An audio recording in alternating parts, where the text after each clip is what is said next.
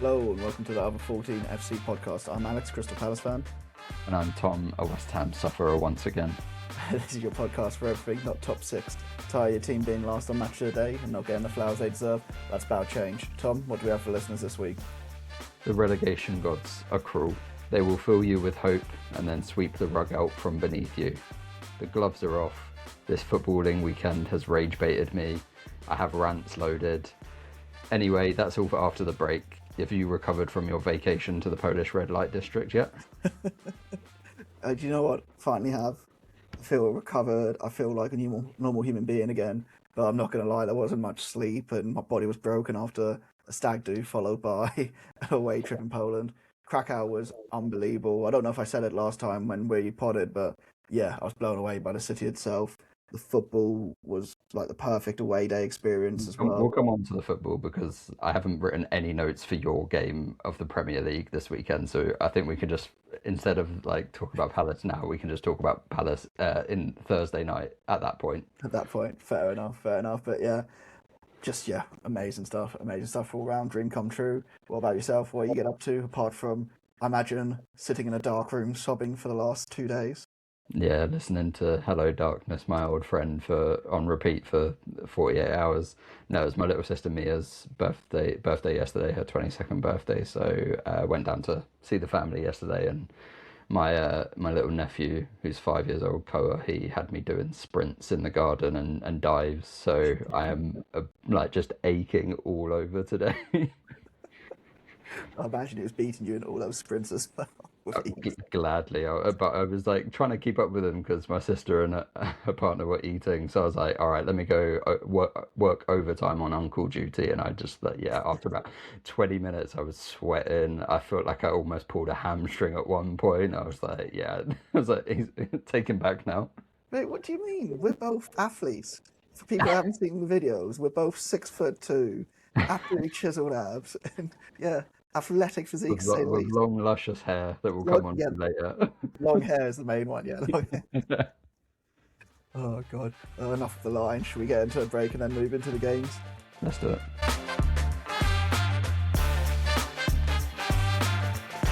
Okay, and we're back. So, Tom, where do you want to start? I guess you're putting your team first once again. Well, it was either my 3-0 defeat or your 3-0 defeat that I was going to start with. Neither of them really for positive reasons. Yeah, I mean, it's much easier to talk about my 3-0 defeat than it would be your one, let's be honest. Oh, 100%, because for your one, you have a ready-made excuse, but we'll start off with Waitrose Stoke City 3, West Ham 0. Oh, mate. Go on and get whatever rants you want out of the way. Right, okay, let me just start with the West Ham side of things, because obviously I'm a West Ham fan.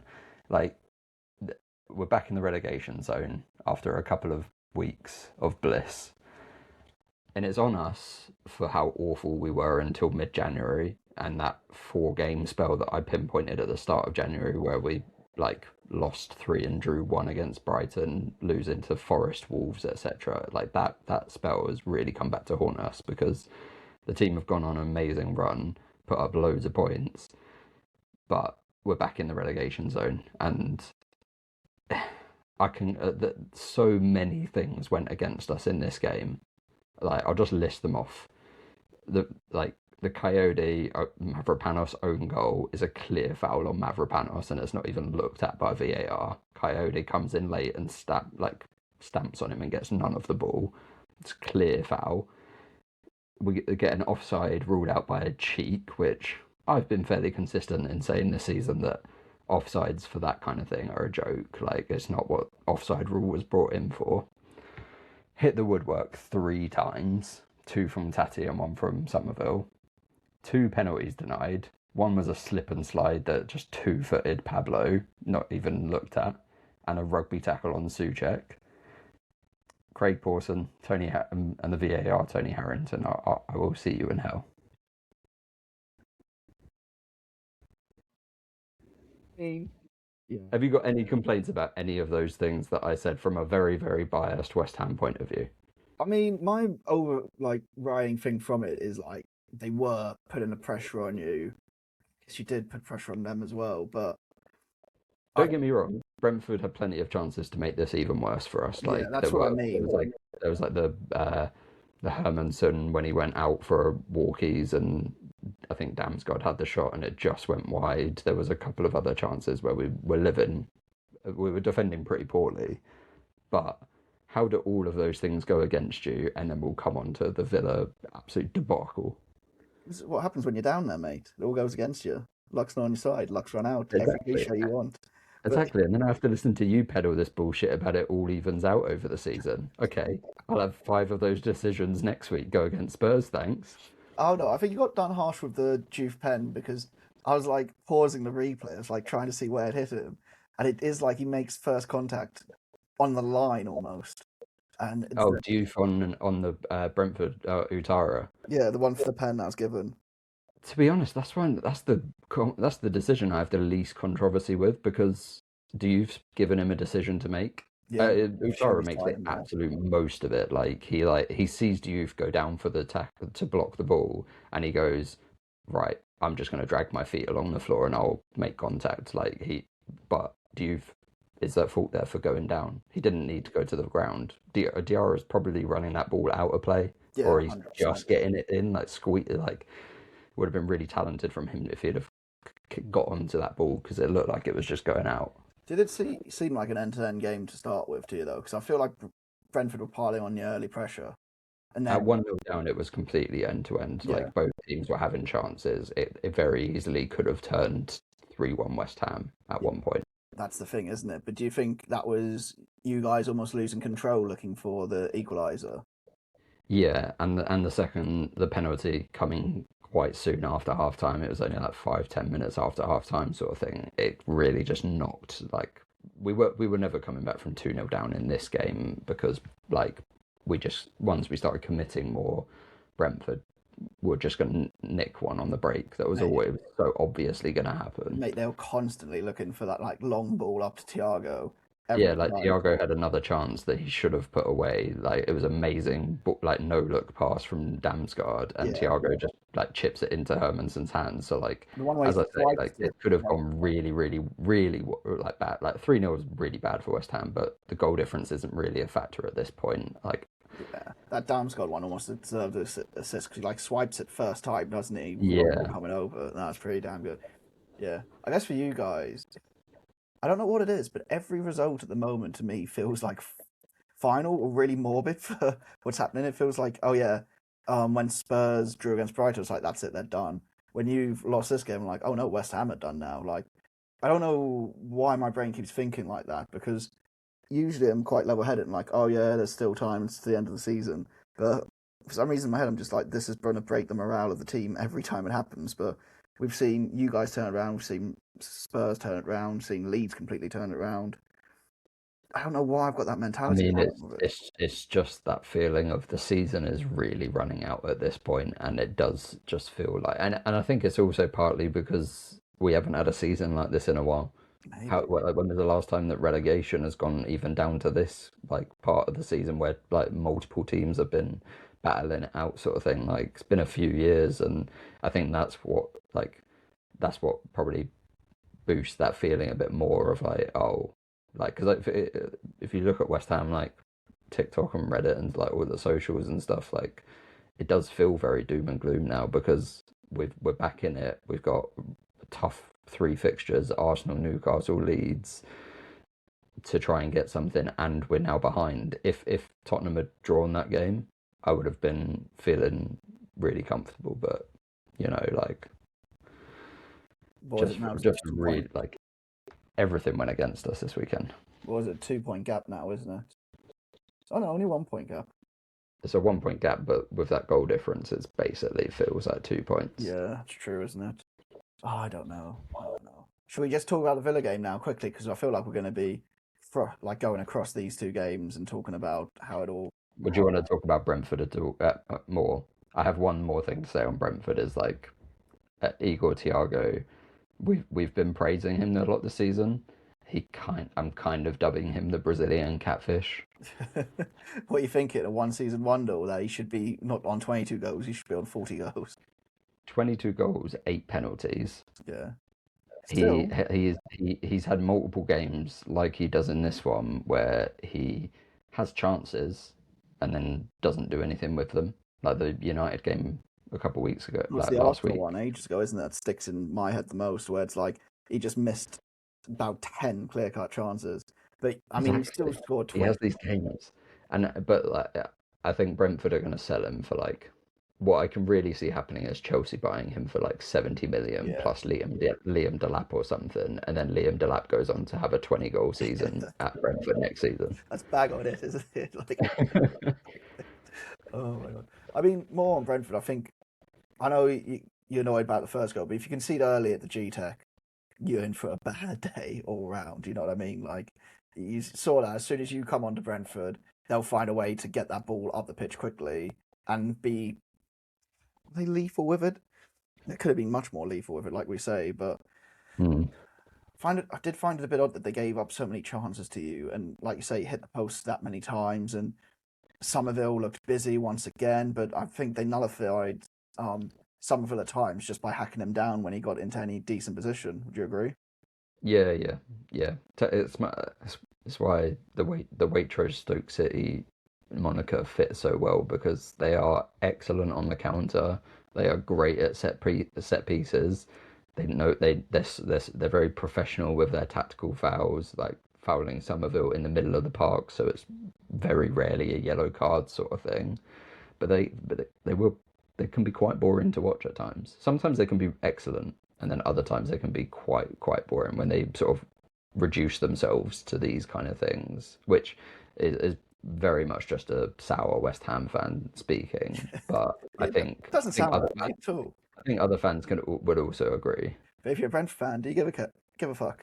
No, you don't. No, not if you get Europe, Mate, that's it. Putting them which above they're Brighton. back in the mix for, thanks to Brighton losing. Yeah, putting them above Brighton. So I was underneath it. I was a little bit happy with this result as well. I bet you are. But yeah, if you're Brian, if you're Brentford, you're laughing at this point of the season. Keith Andrews doing an amazing job. Could secure Europe for him. Could even secure him Champions League at this rate. How mad is that? Was it if Villa win the Conference League, not the Europa League? Is it sixth gets Champions League now? It's not going to happen because Villa are going to get battered by Forest. I can't see it. Not with Morgan Gibbs, Phantom of the Opera face now as well. Oh, that's even more.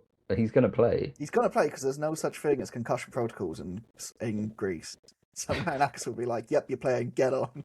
And he'll be pumped full of drugs and be wearing like a lead face. Like stapled up like Frankenstein. Like That's what's going to happen. But I guess we'll go into that later on anyway. Cool. All right, should we move on to praise Brentford all you want with it? But I mean, we got a West Ham fan on like part of the pod. It's going to be more like that. Villa Spurs. Let's go on to that. Like, how are your feelings about that as well? my first note is fuck you, Unai Emery and Villa. As I said, the tactical analysis have gone out the window. This weekend has football rage baited me completely. Like Villa just making 7 changes and turning up completely unprofessional. Does it not make They it they even worse that Forest made more changes and battered Chelsea Mhm. off the park? battered them. That is a professional team who turn up and their rotated players come in and go, well, I want to play on Thursday, or I want to come off the bench, or I want to put myself like I want to stay at Forest next season, sort of thing. This Villa performance was absolutely dreadful from the first second they kicked off. Martinez has started standing on the ball. Martinez is one of the worst ball playing goalkeepers in the league. Yeah, but he does. Standing on the ball, baiting the Tottenham press, and then passing, and then within 2 passes, it leads to a Tottenham attack. But he does that. He does that against us every year. You know, Emery plays that tactic against us, and it fails. Because I remember being at Sellers, so I was like, I want to draw, so let him stand on the ball for 5 minutes. He's waiting for JP to run towards him. I'm like, no, don't do it. And then no one does it. He just stood there, and everyone's kind of like, I'm not even booing because I'm like, yeah, I'll take the point. Thank you very much for wasting your own time. But also against us, every time they do it, they end up losing against us. So it comes to like the Yeah. 90th minute, and he's there like fucking frantically trying to get the ball up the pitch. It's there like They probably do it every week, but whenever they lose, it looks even so worse. much Like worse. it looks so bad, and this one it looked really bad. They looked absolutely clueless in every everywhere across the pitch. Middle of the park, they got absolutely out like bossed like to a man, which is not surprising when you make those changes and you have a midfield of Tielemans and Bogard. Like they're not going to be up to. Especially Tottenham played a really strong midfield of Palhinha, Bentancur, and Gallagher. Like say what you want about their technical ability, they are like that's similar to like an Atletico Madrid midfield. Like it's like a diet version of that. Like they are going to run, they're going to put tackles in, they're going to beat you man to man, and they Villa just looked petrified from the first second. And I think this is really. I don't necessarily blame the changes, but I think Emery might like the reason I say that I think Forest might batter them on Thursday, which some some people may have listened to this and Villa may have had a rousing night at Villa Park and won, but the way it's gone in the last 2 weeks, Villa come into that game 3 losses in all competitions. Forest come into it beating like everyone that like four wins in a row at least, unbeaten in 10 games in all competitions, scoring goals for fun. Even that like their rotated team against Chelsea getting on the fun. Like if I was Villa and if I was a Villa fan, I'd be really fuming that they just waved the white flag against Tottenham and didn't try and gain some momentum ahead of Thursday. Would you almost say Villa are cursed, maybe? Maybe. When I texted you at kickoff when I saw the lineup and was like, Tammy Abraham starting, my life is in pieces. Oh yeah, curse is real. I told you. No one listened to me. I told you.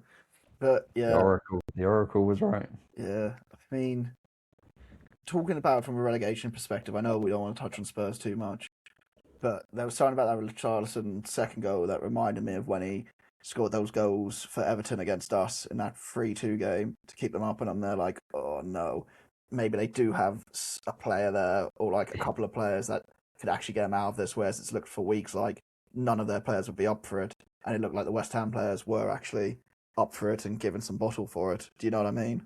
Yeah, and they've got the momentum. Like Richarlison had never scored at Villa Park or against Aston Villa, sorry, in 11 appearances, and now he gets that goal. That's the kind of thing that like the momentum comes with you now. Like De Zerbi has gesticulated his way to a new manager bounce. Like he's got something out of those players that the previous two managers were so doom and gloom, and they've it's just come at the worst time. I know this is going to be it. What's the worst thing for me is this is going to be a season where West Ham are going to get relegated on 39, 40 points, which just brings back like 20 years ago when we got relegated on 42 points and the only team to get relegated over 40 points. It's just going to it's going to happen to us again. It's just the West Ham way. It does feel like that. Like I'm sat there with us on 43 points, and I'm feeling a bit tetchy. Like it's not a nice feeling. Like But also, what Tottenham have got Leeds, Chelsea, and then who they got on the final day. that Leeds one don't feel, not Leeds, that Chelsea one doesn't fill you with hope anymore after Chelsea's form, does it? Like, Exactly, that's the thing. I would have thought like Chelsea, Tottenham, they'd give them a game. They got Everton on the last game of the season where we play Leeds. So really, like, I just the Leeds. What I've got to hope Leeds can go to Tottenham next week and get a result against them. I I see them getting a result next week against them, if I'm being honest. I mean, take away the FA Cup semi-final and Leeds have been playing really, really well. Yeah, they really have been. And Spurs, Chelsea aren't gonna let Spurs roll over in that game. Like, Hey, did you see? I mean, I know, we could go on to them already, like, but I like, know, but you got to think like did you see that them yesterday? the hatred of the two clubs. Surely Chelsea aren't going to roll over in that game. I mean, that was my thinking all along, and I just have no confidence in that now. And maybe this is, as you say, very like flippant, like thinking. I'm swaying too much with the time, with the tide. I honestly, Oracle moment here. Let's have it. I reckon you'll get a point against Arsenal Sunday, and they'll lose against Spurs, and it'll be neck and neck going into the final 2 weeks. It would be amazing, right? If it comes down to the last game of the season, and it's neck and neck, like same points. That I think everyone would love that. And I mean, I've somewhat made my peace with going down to the Championship. Like win more games, hopefully. Like be involved. Like hopefully, I would back Nuno to stay. I think he'd sort of rebuild the squad. Would lose a few players, but I would hope that someone like Bowen would stick around based on his age, sort of thing. Nah, we'll take him from you. I think he's going to Palace. Get fucked. Mate, he's going to be coming looking for Europa League football. Oh fuck. Okay, should we move on to rather than just having go with Villa, which you've basically done through that segment? I mean, is there anything positive to say about Villa from that game? No, Like when when Dia Dia gets the gets goal, like consolation he in the tried. 96th minute, like no one was there. No, there's nothing. Let's just move on to Chelsea Forest. Um, yeah, Forest absolutely steamrolled Chelsea to begin with. I couldn't quite believe what was happening because I put it on yesterday whilst I was cleaning the house and I came back and it was basically 2-0. I was like, what the fuck has happened here? How has this happened? And Tom must be so upset right now. It didn't really bother me, to be honest, because I don't know if I said it. I think I said last week that I You're thought out for it. Forest were out of it, but then the other results kind of pulled them back in. West Ham losing this weekend and Forest playing like that with a rotated side, they've reaffirmed my like they're out of it. Like they're fine. Like they've been playing so well recently. As I say, even when you rotate, like they still, you're right. They just attacked your like Chelsea from the first minute, got their neck in, like got ahead from such an easy goal Such an from easy a goal. from a Chelsea perspective, but from a Forest perspective, they would have been shocked it was that easy. It's it. Like, I don't think realize how bad a form Chelsea had been in. It was it's 6 losses in a row or something stupid. But Yeah, they haven't scored a Premier League goal since March. yeah, And I know there's not obviously an international break and stuff, but still, it's mad. they But Forest took full well, didn't even take advantage. They just fucking did them in. Did just it from battered them. Like they just want it. Like, and this is what I say about the rotation. Those players came in and they wanted it more than Chelsea, well, and we've always they put on a like they put their names in the hat for Thursday. Obviously, Pereira's probably going to go back to his starting 11, but one or two of them might sneak in. but I think I always said like having watched Forest twice this season, like their squad is much better than where it should be in the league. Like Yeah, yeah. that first team is great. They've got good players on the bench to fill in places as well. And it's finally coming to fruition under Pereira, I guess. But is he a bit of a summertime manager, springtime manager? Where it I all mean, he's in his hot streak era, like he had at Wolves. We'll see how long that lasts. Like it might it it will carry hopefully until the end of the season for Forest fans. Like if they stay up and win the Europa League, which are in a decent position to do so at the time of recording, like that is an insane season for them. You would like they would have bit your hand off for that every day, 100%. But I bet Marinakis would still sack the manager at the end of the season. probably. Oh man, but yeah, I guess other things from the game. Jesse Derry getting clattered in the air. I thought it was weird to give a penalty for it, but yeah, just hope the kid's okay. I mean, he came from the Palace Academy and left before playing a game for us, so I could be bitter about it, but I'm not going to be. But yeah, that looked like a Feels like a nasty one. bad time to be a bit bitter, right? Yeah, exactly. But no, it did look like a bit of an awful one in the air. And then the other one after that, the Morgan Gibbs White one, is gruesome. Have you seen Yeah, the pictures that have come out of it? yeah. Him stitched up, like just looking like, yeah, he's gonna wear a mask or something on Thursday and Does put Robert in a ten Sanchez out have of a ten performance. does Robert Sanchez have a metal plate in his head or something? Like, how the fuck did he do that to him? There's one picture where it's like I'm sure it's just the lighting or whatnot, but it looks like you can see Morgan Gibbs White's skull. It's fucking Like brutal. it's actually just tearing apart. Honestly, it looks like the first time I saw it, I was like, oh, it's some sort of filter or Halloween mask. But then it was like, my God, no, it's real. There's, I'm sorry, there's no way he should be allowed to play on Thursday, but he's 100,000% going to, no matter Of what. course, Like, oh, it looked gruesome. At least with like face stitches, they heal quickly. I know that from my own experience. But same. yeah, oh God. But then yeah. and then he makes it 3-0, and the goal looks so offside to me. Like, I was certain it was offside, but once again, VAR proves us wrong. And Pedro gets the best consolation goal of the season. Yeah, I look forward to that being nominated for goal of the season without any context. Yeah, because it did look good. But yeah, if you're Forest fans, flying that way end looked unbelievable. I'm jealous. I'd love to have been a Forest fan in that Stamford Bridge away I end. mean, we felt like they were going to get something from this game, right? Like, obviously Chelsea were in terrible form. I think I went against them for this one. Really? I'm pretty sure I did because I thought Chelsea would buck the trend after the FA Cup semi-final. To be fair, like they did put in a. I just wonder whether that was Leeds not turning up, which was a surprise, as I said earlier, given their form in the league. Yeah, but Because like big game Ori, Wembley. It's hard to turn up when you haven't been there for so many years. Do you know what I mean? For a game of that magnitude. I mean, they were in the playoff final like 2 years ago. Yeah, but it's not the same, is it? Like, there's a You difference. are you are Leeds fans. Yeah, true. I guess. I'm only saying that now because I've won an FA Cup and I know what it's like. Ooh, I've won an FA Cup. Right, got European semi-finals to worry about now, mate. Bigger things. Watch us be Well, relegated next year. All that come back to bite me. yeah, I can't wait for your Palace to be rubbish again. It's never happening. Should we move on to You sure about that? should we move on to the next game, which has nothing to do with Palace being rubbish, mate? Yeah, Bournemouth 3, Palace nil. I mean, you can say Palace played this weekend, but we did not play this weekend. This is exactly what I was saying in the intro. I was like, I actually didn't write any Palace notes for this match. I was just gonna talk about Thursday from their point of view. But like, No, let's where talk do you about want to start Bournemouth. there? I'll talk about Or, this game quickly and Bournemouth especially. Like I said, we okay, got shagged last weekend. We got shagged.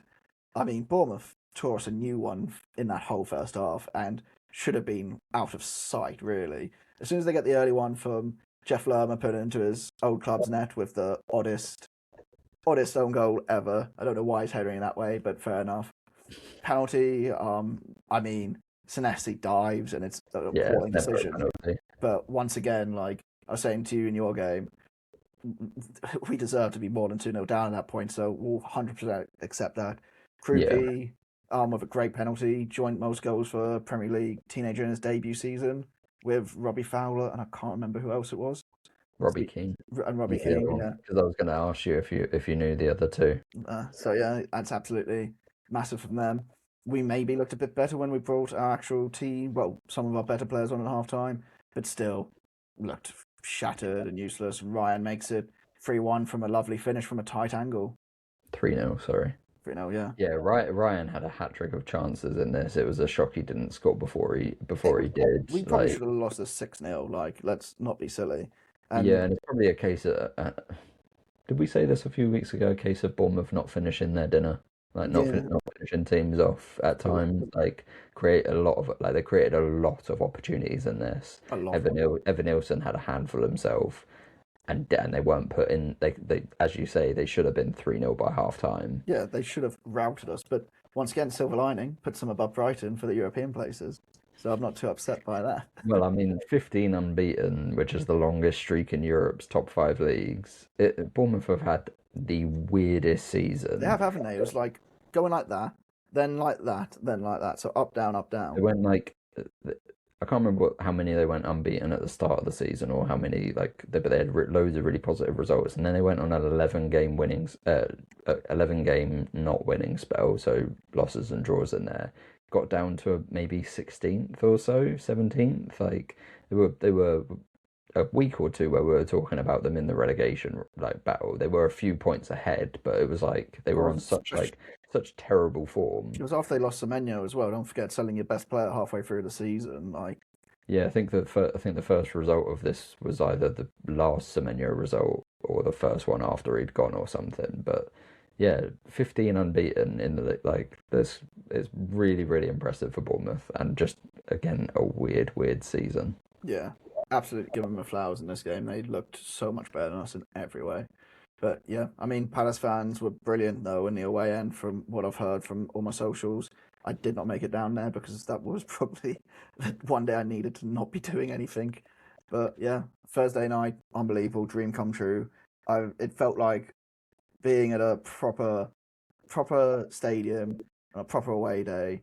it felt like watching ITV, like in my childhood room, watching like Champions League night in European football. It felt like that being there, and it was honest dream come true. There must have been about 5,000 Palace fans in Krakow for it. Though you get tickets in the home or away end because there was just so many Palace fans everywhere, and couldn't have had a better time. Are you Honestly, are and you ready to admit that the Europa League anthem slaps? no, I Whoa, whoa, whoa, whoa, whoa. didn't even realise it played. If I'm being honest, it's too I bad. used to love the Europa League anthem at the West Ham. All I could hear was Palace fans charting throughout it, but yeah, 3-1 to take that home with us to Selhurst on Thursday. I mean, the first goal coming so soon just gives you Oh, complete confidence in that game, and then like Shakhtar came into it a little bit after half mate, they're time, a but good then they team. committed. They're no silly boy team like we've been playing some of it. Like they had brilliant Brazilians and had robust, I'm going to say Ukrainian players in the middle to like basically break it up and give it to them. And I think if they'd got an early goal, we could have been done 3 or 4-0 like in this Bournemouth game, if I'm being honest. And I'm dreading the idea they get an early goal would sell us because they could really put us under the pump, I think. I mean, you've just got to be professional. Like, Yeah. and Palace under Glasner have that ability where they can just grind out. Like, I wouldn't be surprised if it's 0-0 or you get like a 1-0 on the break sort of thing. But Palace will make that game like really, really difficult for Shakhtar. Like, you're right, they have the talent, they have the European pedigree to, if they get something early, to get their tails up and to maybe put some pressure on you. But I just have enough trust in Glasner and Palace under him that they'll be professional and see the job out. I'm As praying. as Glasner said on about this match against Bournemouth, this was Bournemouth's semi-final. Ours was/is Thursday. Yeah, that's it. European semi-final, Palace just doesn't seem right. I guess because it's Conference League, or maybe because it's such a new experience going away for it for the first leg. It didn't feel like a semi-final; it just felt like another game. But that final, if we get there, unbelievable. But yeah, don't want to talk too much about it, jinx it too much. Let's move on to another game I've been really looking forward to speaking about. Newcastle 3, Brighton 1. Yeah, a weird game. Like Oh, best game of from the a weekend, Brighton mate. perspective, quite a weird. Like similar to West Ham, they hit the woodwork twice. Like Mate. they probably had the better of the opening, and then yeah, Newcastle. Fair play to Jacob Murphy. All I have to say. Yeah, Hats that off. setting up that Jacob Murphy goal was pretty damn brilliant to put on Osula's head. And there's something about him where I'm like, he reminds me of a footballer, but like a noughties footballer, but I can't remember who it is. It'll come to me in the next few weeks, I think. But Do you just mean like play style? play style, look style, like because like we said the last few weeks, he's a bit like lanky and a bit like all over the place, limbs and legs. But He low-key reminds me a little bit of Jermaine Pennant, but oh, that might be it. Nah, I feel like Jermaine Pennant had like it all together a bit more. It's going to come to me in the next few weeks, but yeah. But I always loved Newcastle this season. I'm not gonna lie. I don't care if they went above us. I was so happy with this result. Put Brighton, yeah, into eighth. Need other teams to go above them because I'm worried they'll get Champions League, and that would break me a bit. That coward Dan Burns goes against his own club, which how makes does Dan Burn not score from more corners given he's fucking huge? because he's a coward. That's why he was a coward at Brighton, and he's a coward here. What 6 foot whatever he is plays as a right back? Why is he not centre Left back, you mean? left He back? I just don't plays care. as a centre back. Full He's back. played most of this season as a centre back. I don't care. He played too many games as a fullback for Brighton, and that's why he's a coward. To be fair, that is like one of my least favourite tactics of like recent years is like putting like having like four centre backs at the back. Yeah, Like it works, but like it's just like I like my fullbacks to be short and overlapping. yeah. To be fair, with the Brighton goal, it was one of those where not the Brighton goal, the Burn goal. It was one of those where I haven't seen in the Prem for a while. It was just like, oh, we're gonna put this near the front post, and the tallest guy's gonna attack it, and it's gonna go in. Rather I than feel what like we see it every week. no, what we've been seeing every week is like, oh, I'll put it at the front post and like get a flick on to the person at the back, or get a flick Mm. on to put it into trouble. And I feel like just that one rocketed it in. But yeah, I mean, we have to talk about a couple of howlers in Yeah, this game. One from Minter. He sends a tap in into Rosed. Don't even know how he's missed it. against his old team as well after doing the weird celebration last season. Like Oh yeah, forgot about that celebration. I bet Newcastle fans absolutely revelled in that.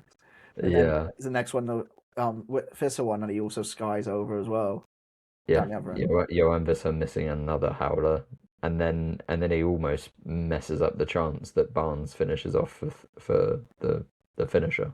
That's it. I was going to say, like, he's fucked it this season a bit, hasn't he? He nearly completely fucks it with the last one for Barnes, doesn't he? But But that's the thing. Like he should have scored last week against Arsenal. He should have scored like the first chance he had in this, and then he almost like he does way too much before it ends up at Barnes' feet, and Barnes finishes it off. Like it's not like Visser passed it to him. He tried to go around the keeper and lost control of the ball completely. Like he shouldn't get an assist for it. Like he didn't do anything like to get that to Barnes. It just landed at Barnes' feet. yeah. Oh, man. But yeah, I was I'd very, say from a Brighton point of view for their goal, like it was a lovely team move for Hinshelwood's goal. Like that's Brighton at their best. yeah. But hopefully they won't be at that for the rest of the season. Sorry, Brighton fans. No, Tried to give you something. not sorry. Okay, I'll move on to Leeds Burnley. Or should we Yeah. just say Leeds versus a team that completely laid down for him in the game? I mean, yeah, if I actually stopped watching this live at halftime on Friday night because it was just like, well, this will be a comfortable win for Leeds. I'll catch up with this tomorrow. And the biggest compliment I have to say is that I've buried Leeds this far in the running order. They're not in with the other relegation teams. Like I was just like watching this was like they're safe for the season. Like they can go further down the list.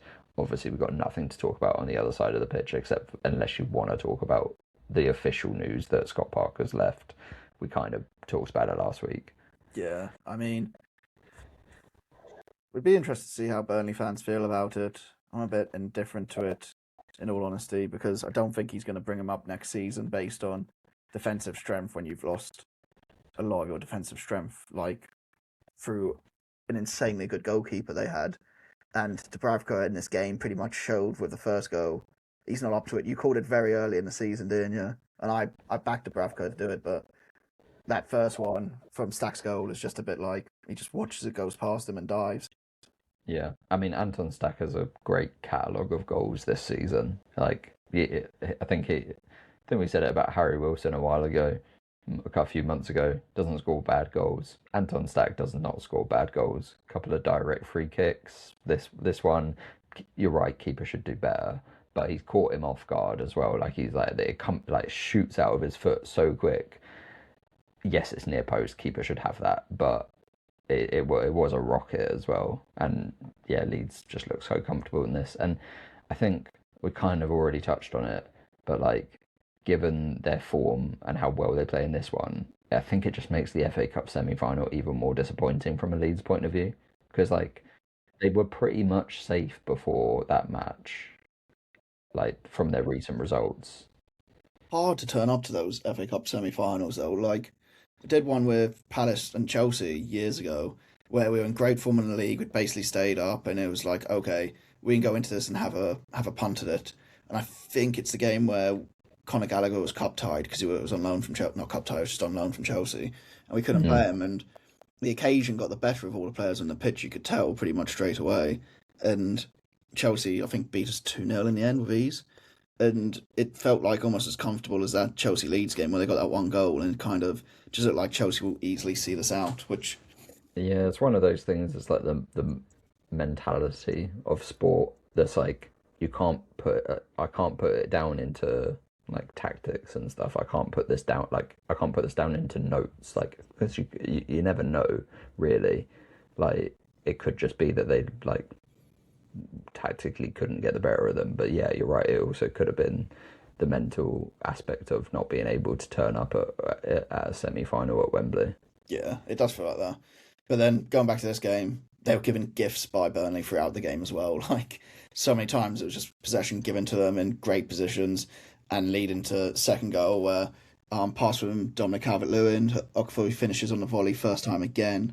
He's chipping in with goals for fun now, really. And Yeah, he's really come on as the season's gone on, Okafor. yeah, and then Dominic Calvert-Lewin makes it 3-0 with poke home after a long range shot, which I mean Dubravka does well to save, but still spilling it. Maybe I'm being a bit harsh. But Leeds look like a Premier League team in this, and Burnley just look done.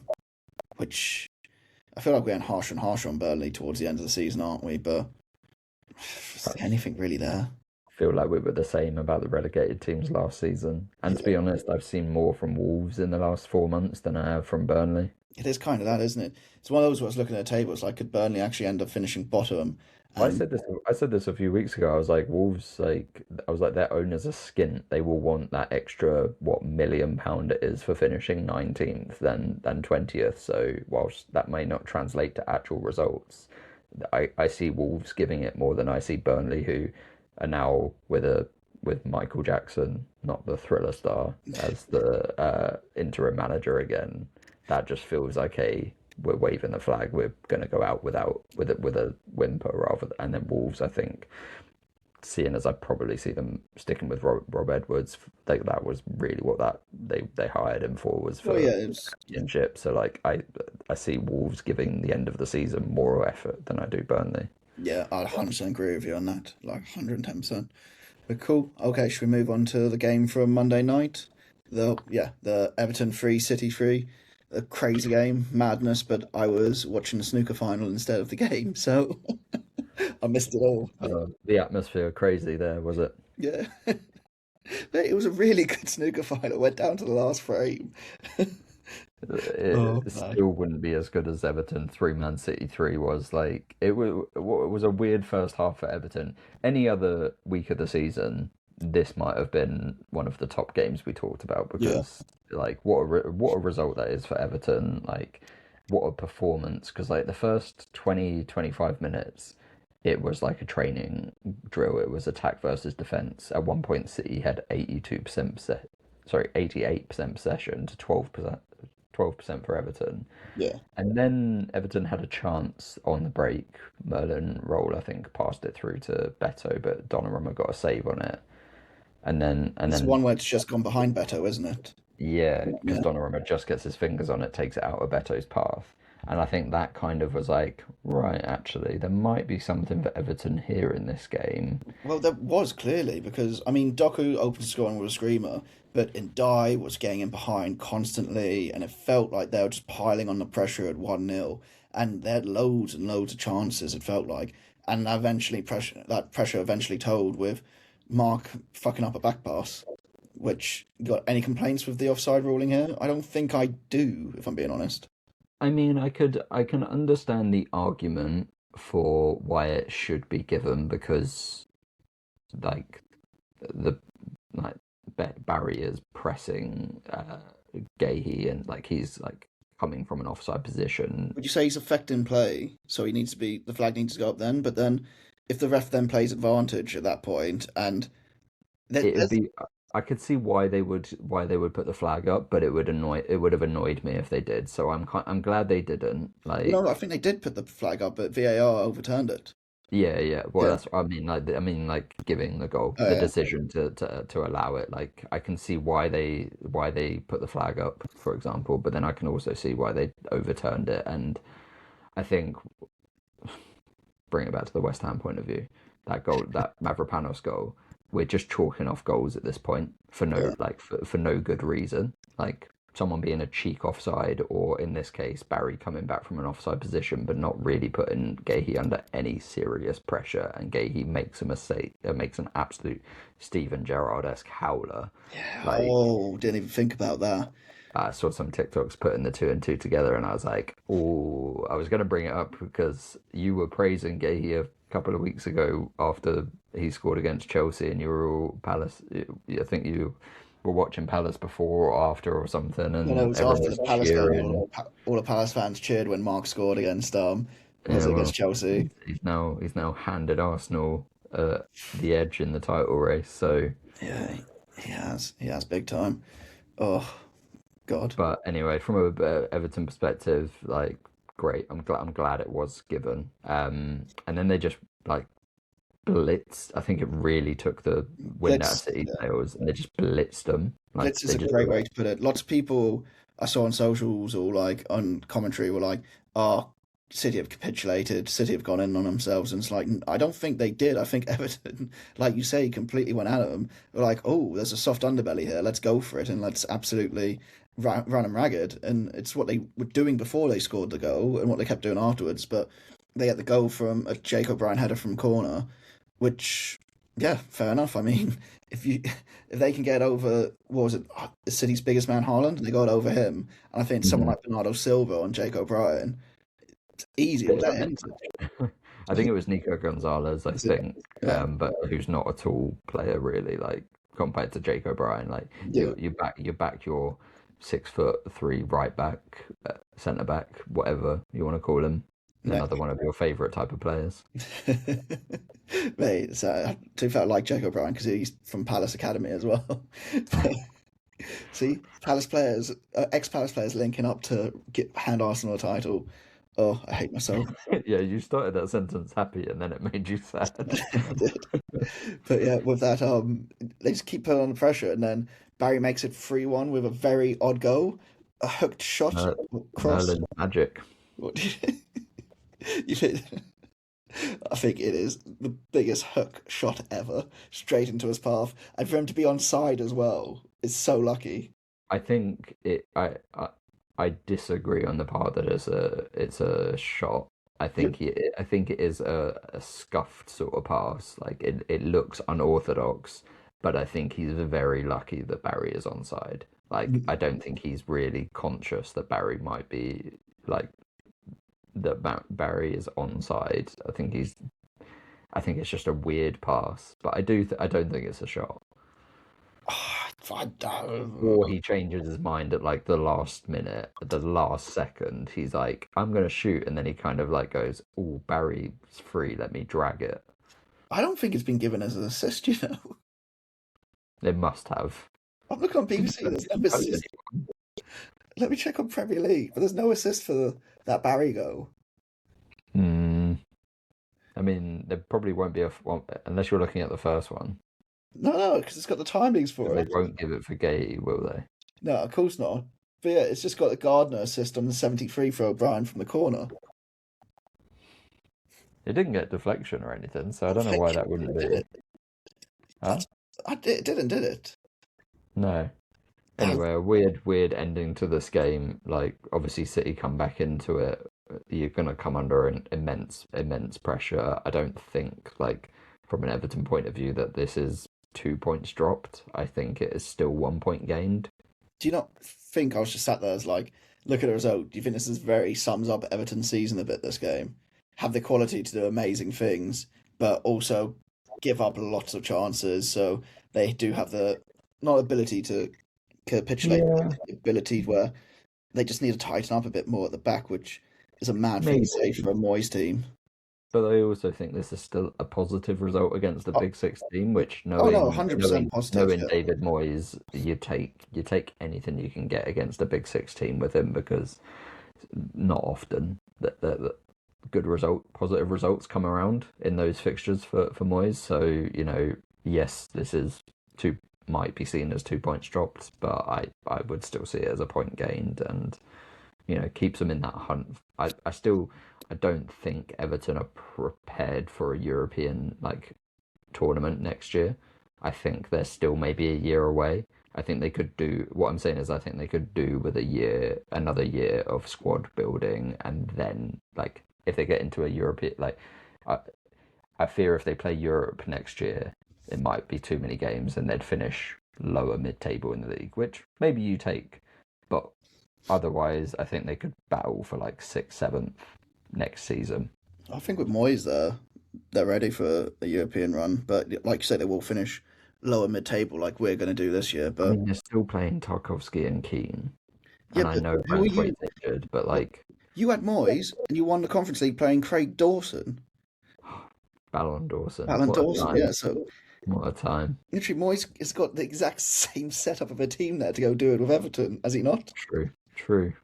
And also Everton have their gimme their easy 3 points of the season coming up next with playing us at Cellar. So yeah, I think they might be odds on for Europe.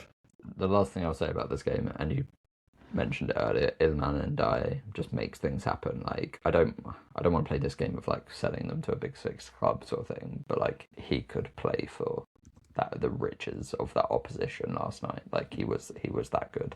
It is so good. Like I'm so annoyed that we were linked with him and never got him. Linked with him so many times and never got him, and he's just proving us wrong. And I'm annoyed that we're barely ever linked with him because really, I was linked like, with him every summer for like 3 summers. when he was at Watford and when he was in the World Cup, I was like, that's a real player. And then when he went to Marseille, I was like, okay, fine, he's not gone to another Premier League team. And then when he came back, it was like, that's a steal. An absolute steal. Like how was not everyone in for him, and how was there not a bidding war for him? It's mad, weren't it? Absolutely mad. But yeah, should we move on to what I'm kind of dubbing sad 0-0 corner, because I really couldn't care much about these games. I've got one note for it, and for this next one, Wolves 1, Sunderland 1, and this is what the fans of this podcast have come for. All 5 of them. They have come for 2 bald men debating hair pull red cards. Where do you stand on Dan Ballard's hair pull? I can't remember what I said. Because I know we were against it, but we were against each other's opinion. Well, the Martinez, the most recent one was the Martinez one, and then I think there was it Calvert-Lewin? There was a Calvert-Lewin one where I was like, I don't. On Cucurella in the FA Cup semi-final that was like not even a hair pull, but they checked it on VAR, and I think that pissed you off. Yeah. With this one, I'm there like, it's on Arokadara again, but I think it looks like Ballard is gone to get the top of his shirt and he's grabbed like his hair by accident. And that's the right thing with most of them. Like, I don't think no, the Tarkowski one against Arokadara was definitely a hair pull. This one, I think, was it Keane or Tarkowski? It was might be Keane. This is what I'm saying is like there are very specific examples that are obviously a hair pull, and we've sort of come into this phase of any contact with the hair, is now deemed a hair pull. Which this is what I think this Ballard one is like centre backs have been doing this for 150 years, trying to like get a bit of leverage on like the back of someone's neck, like usually their shirt. Nowadays players have longer hair and they're grabbing like a bit of shirt and ending up with like some hair sort of thing. Like that's what it felt like. That is what it felt like, in all honesty. It's just like it doesn't feel like a red card. No, I don't. And I think that's what I'm saying. Like some of them, you can tell that is 100% a hair pull when it's like not jumping up for a challenge. It's just like they're running and they've yanked them. Like yeah, I mean, I think it was harsh, but Mukiele puts him 1-0 from the corner, and then it just becomes a game of 10 versus 11. Really, that's what I felt, and it's the most 10 versus 11 game I think I've ever seen, where Wolves were probably going to go, and Sunderland did well to hold on to keep it at 1-1 because Rokadari should probably get one right at the end. But I mean, Sunderland had a couple of good chances. Yeah, they had a couple of chances.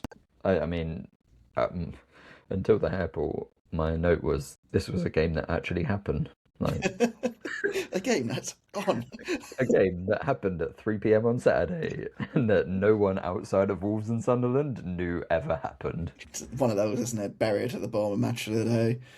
Oh, but then yeah, Arsenal 3, Fulham 0. All I've got is goddamn you, Fulham. We predicted what was going to happen and how you'd make us feel bad, and I still predicted you to get something. You bastards. They won last week. They lost this week, and they just never turned up. Sat in a pub in Thornheath. They're surrounded by Arsenal fans, and I was like, I can't wait to give it big when Fulham score. And then all the Arsenal fans just giving it to me and my mate the rest of the game. They're just like, oh, I'm a Palace fan. Like, leave me alone, you weird little people. I mean, tough place for Fulham to go with a bit of a virus going around the squad. Like Iwobi was out, Sandy Berger was out. There was a couple. I mean, they had a couple of midfield players not available to them, sort of thing. So there's plenty of excuses. Like Fulham, mid-table team going away to a team like chasing for the title. I could make plenty of excuses for Fulham, but it was just we knew this was going to happen. Like there's just not much else to say. They just didn't really turn up. Yeah, it was the hope. It's the hope I gave myself that killed me, which he literally talked about at the end of last week. So yeah, I feel your pain, Fulham fans. I really do. Cool. Okay, should we move on to predictions for next week? Let's do it. So yeah, let's start with 3 o'clock kickoff Saturday. Brighton Wolves, 2-0 Wolves. Let's go. I don't think you'll be right. 2-1 Brighton. Cool. Fulham Bournemouth. Fulham win 1-0. No. No. Win, loss, draw Go. for Fulham. 2-2. I thought you Desmond. went for Desmond for that. I feel like you went for Desmond in a reverse fixture as well. Probably. Fulham Bournemouth screams Desmond. It does, doesn't it? Sunderland United. Does Sunderland have another rousing result at home? I think they can get up for that because it's Man United, but I think it. I can see it being a draw, 1-1. I'm going to go for Desmond for that one. I'm feeling it. Ooh. City Brentford, the late kickoff on Saturday. Probably going to go 4-0 City. Ooh. No, that's harsh on Brentford, but I just think it's going to be one of those what's happened to City on Monday night where they'll just come out full guns blazing and roll whatever team was in front of them over. Yeah, you might be right. I think based off of how much I was slagging Brentford off earlier, I think they'll give City more of a game than that. But I do still see City coming out on top. But I'm going to go 2-0 City, unfortunately. I just see this being one of the goals where City get a goal early against like the mid-table, so against any side, and it's just like, okay, we're now putting this into like fifth gear and going to batter. But yeah, like there's no slant on Brentford. I just think any team that went there, that would happen to this weekend. Cool. Sunday, Burnley, Villa. I don't know how I feel about this.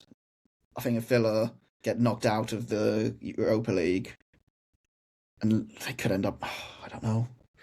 If they win, I feel like they could lose this. If they get knocked out of the Europa League, I feel like they could lose this. 1-1. Yeah, but I don't see Burnley winning. Villa would have to turn up again like they did on Sunday. I could see them doing that. They put everything into the Thursday night game and it goes all the way. No? True. You think Burnley can? I don't think they can win. Maybe winning was a bit too much. I was being over dramatic. I think draw. I think a 1-1 I'm going to go draw. 0-0. No, fair. Palace Everton. 3-0 Everton. Take the points. Just don't play the game. Just give them the 3 points and a 3 goal difference and we'll move on from this game. Yeah, I think your boys will see off Thursday night and then have another 48-hour party and turn up to Selhurst still half cut on Sunday. Everton 2-0. Yeah, it's our bogey team as well. They love it. They love it against us. And weirdly, I like losing against them for some reason because one of my best mates is an Everton fan. And I like him being happy and his family being happy. Weird situation with that club. Oh, yeah, Forest Newcastle. I think Newcastle 2-1. Really? I think Forest keep the good times rolling at the City Ground, even if they don't get, like, obviously the Thursday complicates things for them. I'm going to go 1-0 Forest. I just think there's too much to be asked on for Thursday. Yeah. Like the same I said with Villa, I think there's just too much riding on that for them to. We've seen their backups come in and tear Chelsea apart. Like, obviously Newcastle's a tougher task given it one weekend, but away from home, Newcastle have been an awful away this season. City Ground. If Forest get through that Thursday night, City Ground on Thursday on Saturday, absolutely rocking. Oh, I don't know. But yeah, late kickoff on Sunday, West Ham Arsenal. I'm going for a draw, 1-1.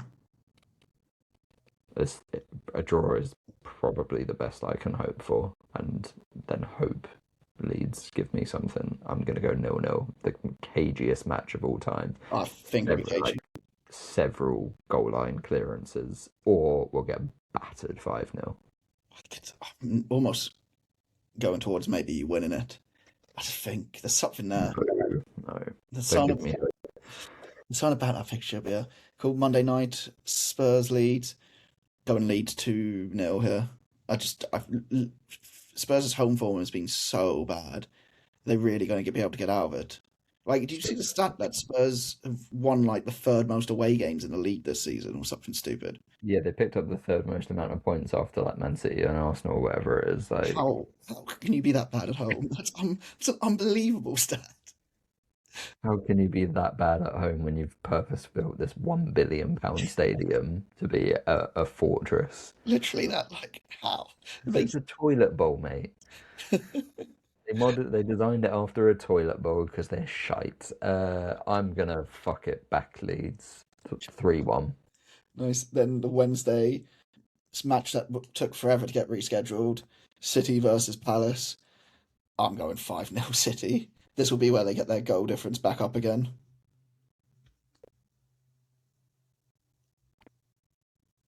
Yeah, I might agree with you. 5-1. Yeah, done. Bang. Oh god, it's going to be an interesting week, this one.